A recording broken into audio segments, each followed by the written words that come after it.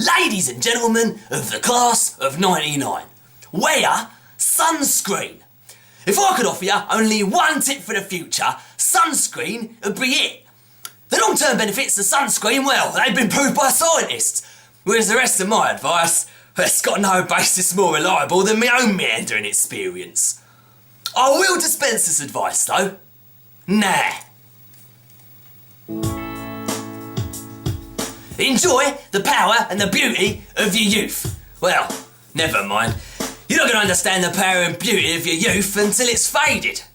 But trust me, 20 years, when you look back at photos of yourself and you recall in a way you can't grasp now how much possibility lay before you and how fabulous you really looked. You are not as fat as you imagine. Don't worry about the future. Or worry, but know that worrying is as effective as trying to solve an algebra equation by chewing bubble gum. The real troubles in your life, well, they happen to be things that never crossed your worried mind. The kind that blindsides you at 4 PM on some idle Tuesday. Do one thing every day that scares you. Sing. Don't be reckless with other people's arts. Don't put up with people who are reckless with yours. Floss. Don't waste your time on jealousy. Sometimes you're ahead, sometimes you're behind. The race is long, and in the end, it's only with yourself. I'll tell you what, remember compliments you receive. Forget the insults. If you succeed in doing this, tell me how. Keep your old love letters, but throw away your old bank statements. Stretch. And don't feel guilty if you don't know what you want to do with your life. The most interesting people I know didn't know at 22 what they wanted to do with their lives. Some of the most interesting 40-year-olds I know still don't. Get plenty of calcium and be kind to your knees. You're gonna miss them when they're gone. Maybe you'll marry, maybe you won't. Maybe you'll have children, but maybe you won't. Maybe you'll divorce at 40. Maybe you'll dance the funky chicken on your 75th wedding anniversary. Whatever you do, don't congratulate yourself too much. Or berate yourself either. Your choices, well, they're half chance. So are everybody else's. Enjoy your body.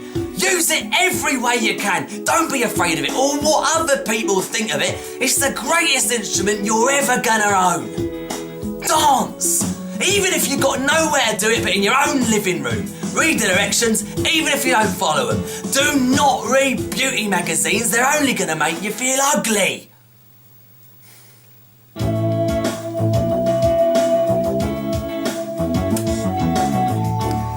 Get to know your parents. You never know when they'll be gone for good. And be nice to your siblings. They're the best link to your past and the people most likely to stick with you in the future. And understand that friends, well, they come and go, but with a precious few you should hold on. Work hard to bridge the gaps in geography and lifestyle, whereas the older you get, the more you need the people you knew when you were young.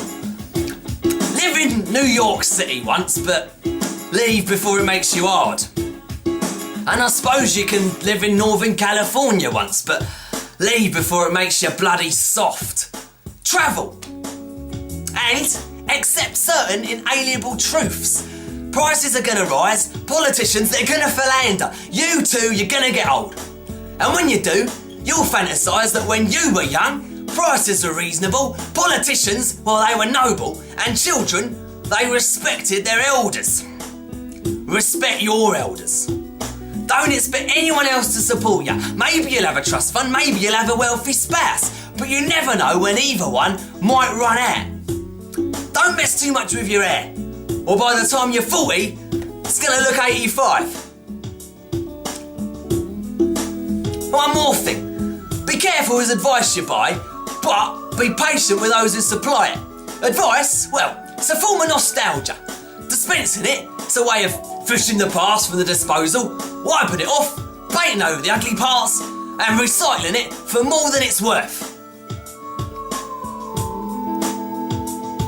But trust me, I'm a Cockney.